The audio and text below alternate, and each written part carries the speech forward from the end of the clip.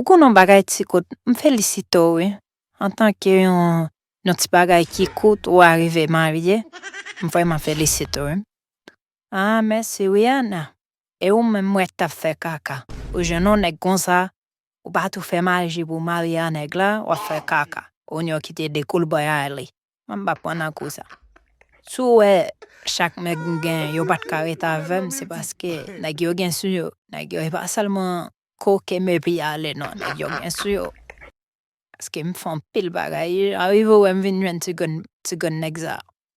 Me font pile oui. Bon, ti kout, so kon nan maje, pou nya la, ou nan fait maje pour garçon tout, ti kout. Ka ti kout. Hey! En tout cas, ti kout.